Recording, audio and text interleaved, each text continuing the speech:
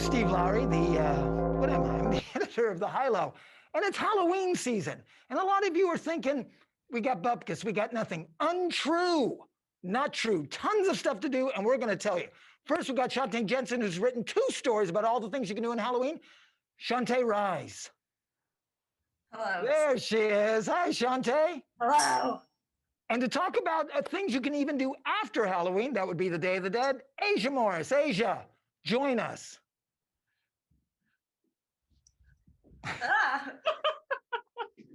This is just ripping good stuff. Not as smooth as I had intended it to be.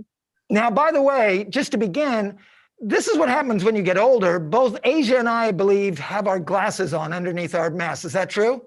Yes. Yes, me too. So it's pretty hard to see what's going on here. Okay, let's get started. So Cheantay, you wrote a story last week. Yes. About 10 things you can do this Halloween season.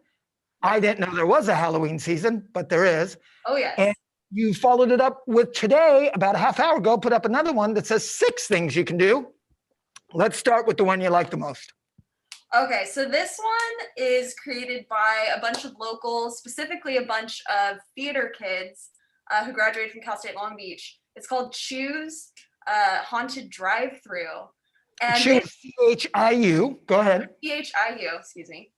Haunted Drive-Through. So basically, this whole event is set up over 3 residential houses, and you drive from location to location. And while you're sitting in your car, you're listening to this podcast that they've made that's going to narrate all of the spooky setup they've got outside of their And the home. podcast is on the FM radio. Correct. So you have to have either a Bluetooth speaker or an FM radio to listen to it. But these guys have spent the last 2 months hashing this out. They wanted to save Halloween, and they also wanted to put a few bucks in their performers' pockets, nobody's been able to perform. But from the promo images that we saw, it looks really freaky. You're gonna have people popping up in front of your car. Right. You're gonna have some spooky setups, and they're gonna have a whole production ready for you guys. Right. So basically, this would be like driving right after the Lakers win a championship. It would be that kind of situation. People out of their minds. Okay, great. I get to read this stuff before any of you, and this actually seems very cool. I would really like to do this.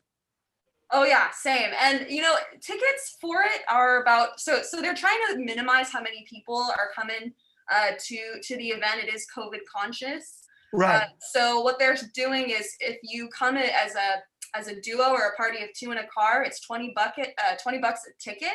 Right. And then any cars that have more than 3 people, it'll be $25 a head. Mm-hmm. Yeah, because they don't want just big crowds of people. They're trying to be responsible.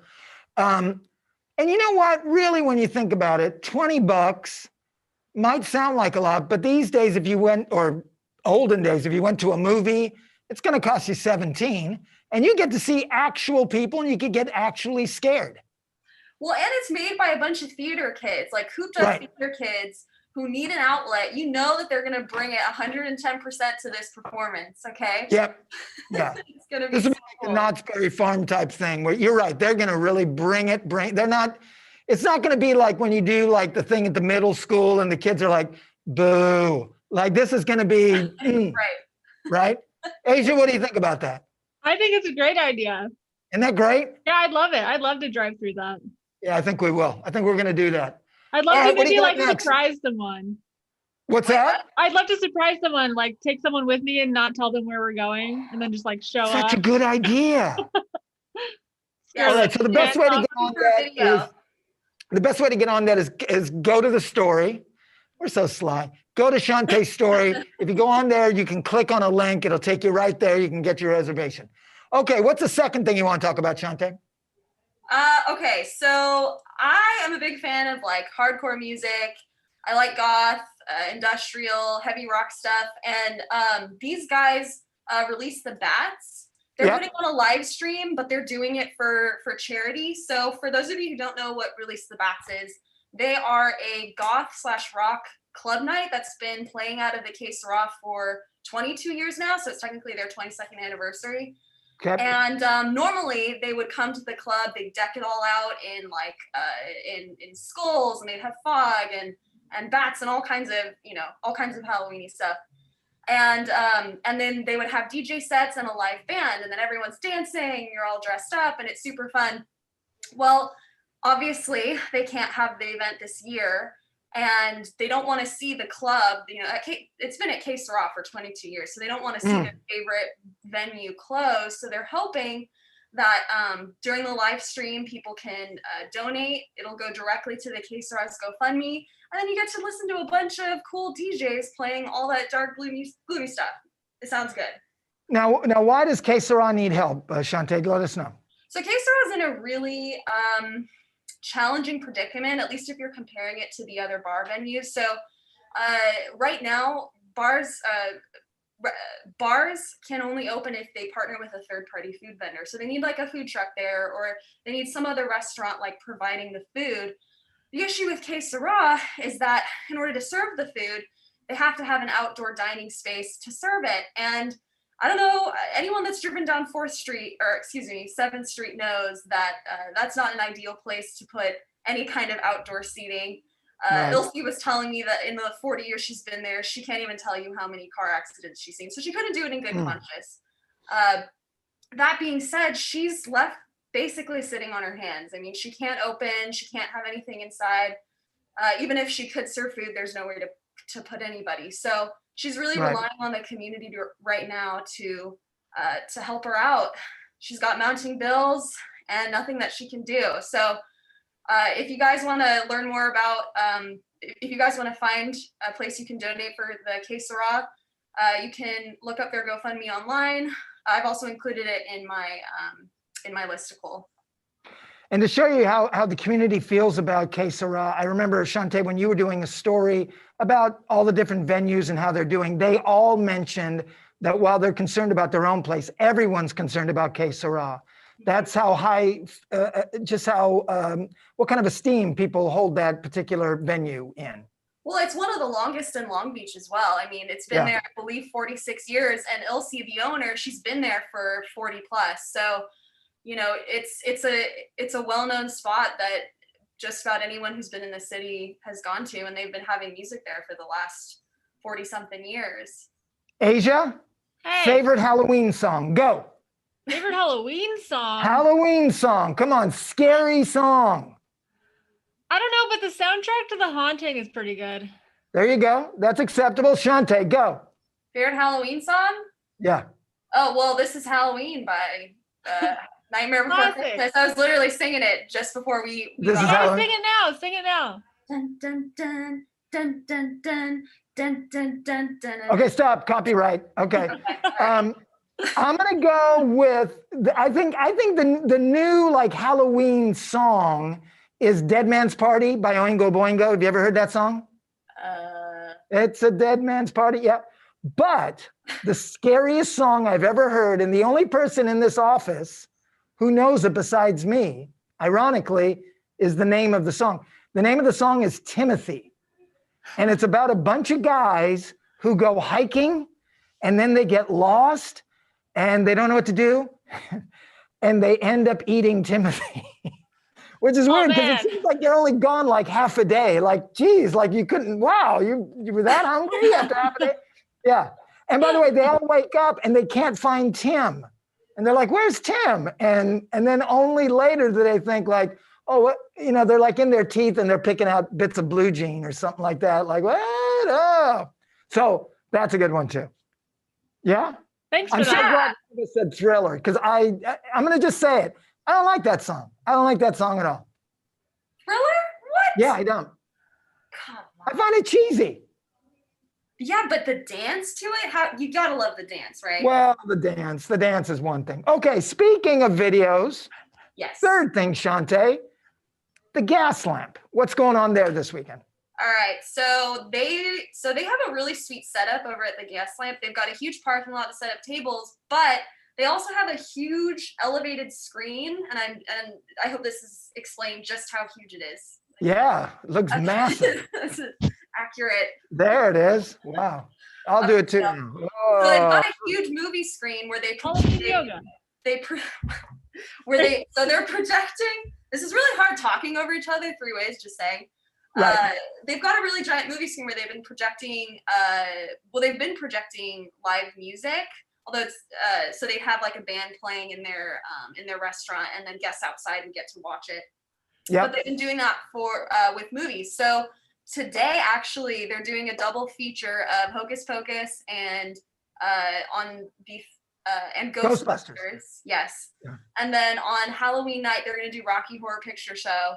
And it looks like tickets are still open for both of those. So if you want to come out, watch a movie, have a drink, eat some food, it sounds pretty dope. I was wondering if the folks from, is it called Midnight Madness, that always go to the art theater to do Rocky yes. Horror, but they haven't been able to. I wonder if some of them are going to show up, in costume, the whole I spiel. wouldn't put it past them. That's a really dedicated group of people that consistently do that kind of thing. Now, even though they're going to have Hocus Pocus and Ghostbusters tomorrow? Today. Today. Yes. Originally, they were going to show The Exorcist. Yeah. And then they pulled it. Why'd they pull it? So they're trying to bring in as many people as possible. And The Exorcist isn't the most, what's the word? Family friendly. It's not very family friendly. They wanted to take a lighter approach to Halloween. And The Exorcist was not it. So they went ahead and decided to do two very fun movies that isn't gonna make you queasy by watching. So. Asia, have you ever seen The Exorcist? Yeah, when I was a kid, or maybe a teen. Really? Well, I mean, how did you see it? How? Yeah. I think at a sleepover. It was at a friend's house or something. What you think? It was frightening, but at the same time, it was also so old. It was sort of even harder to believe just because of the quality, I think. But it was frightening. I remember feeling kind of grossed out. See, when that movie came out, I was 11 or 12 years old, which means I was in Catholic grammar school. Wow. So daily religion class. So when a movie came out about Satan possessing someone, that didn't seem like a horror movie to me. That was a documentary. That was homework. You know what I mean? That's what we did every day. So, and I don't think I was even eligible to see it back then, but I'll never forget, my sister did go see it and I was asleep. She came home, woke me up, had me stand at her door while she slept to protect her from the devil, because apparently, though the devil is evil incarnate, he has the good manners to knock. So, I guess I was going to go, come on, move along, devil, or whatever. But I have never actually seen that movie. I've only watched little scenes here, there, the pea soup type stuff, the head spinning stuff, that kind of stuff. But I don't want to see that. And I totally get why the gas lamp would say, this is probably not what people want to go out and see for fun after they've been stuck at home for 2, 3, 4 weeks. Well, I think they were really trying to play really iconic Halloween movies. So the week before they did The Shining, which is, classic thriller movie. And then the week before that, they had they had a couple lighthearted ones the week before that. But they're trying to, make it spookier. But I think they want people to buy tickets. So exactly. All right, Asia, we haven't talked to you enough. So what do we got coming directly after Halloween? You wrote a story about this. Right. So Day of the Dead is coming right up after Halloween, and the Museum of Latin American Art has actually organized, which has already started on the 18th, but this 2-week-long just celebration in honor of the holiday, just a bunch of Zoom workshops and activities that anyone can tune into for free. You just have to go to their website and register.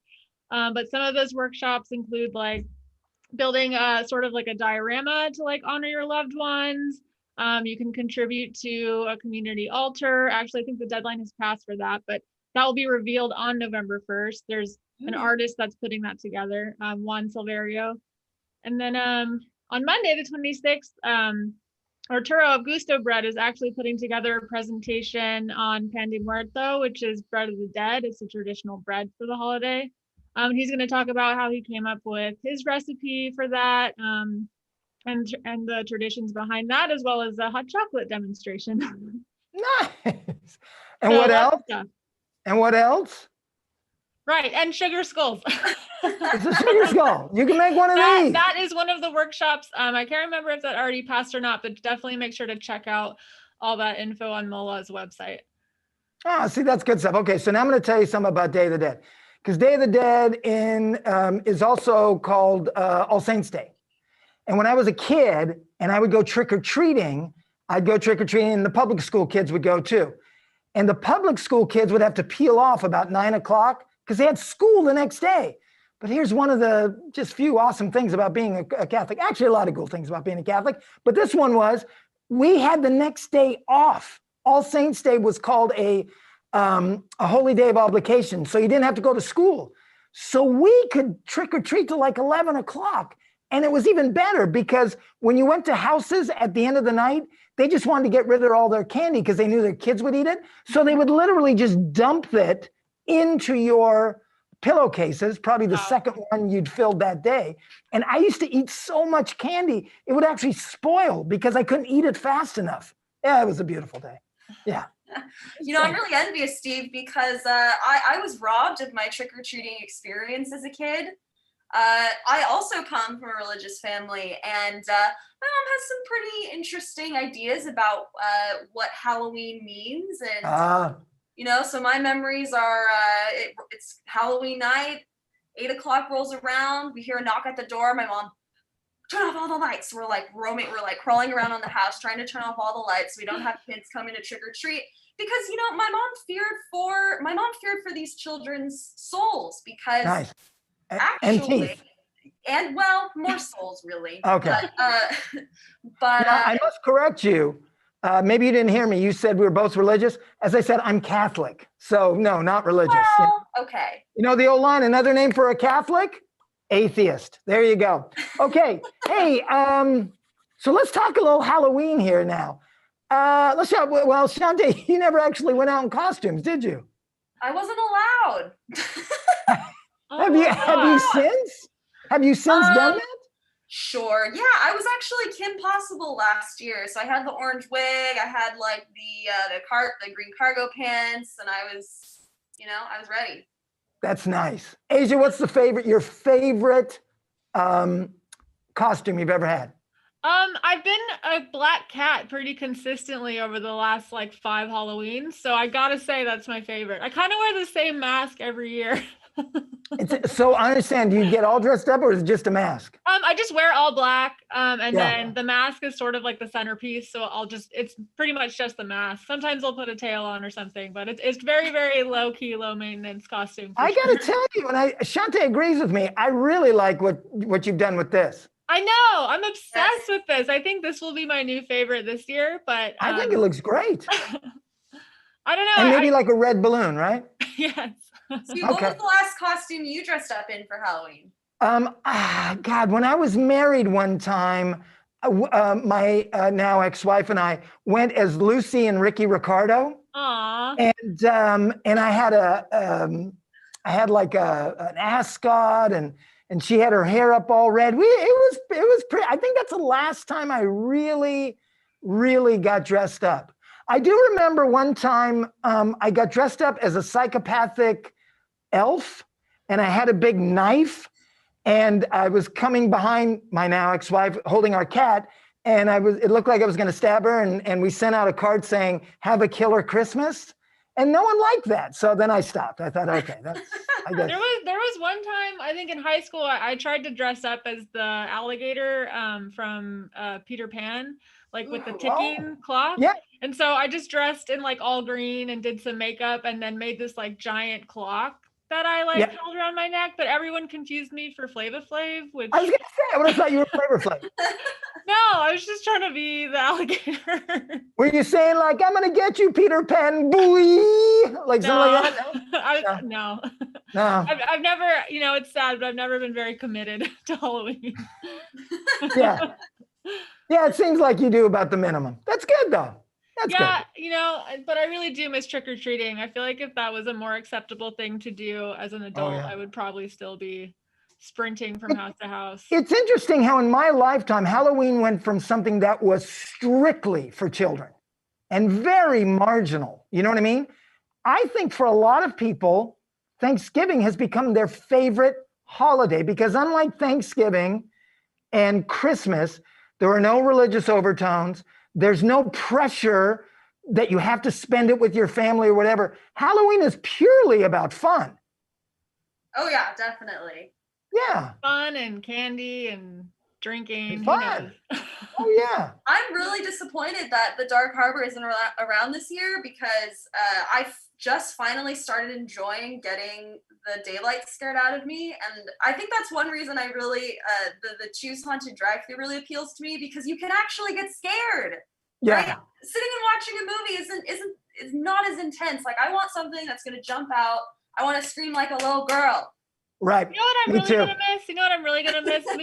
Moonlight Mash and Pedal Movement always put on a really great Halloween ride. Just That's hundreds true. of people showing up on their bikes in costume just to ride around Long Beach.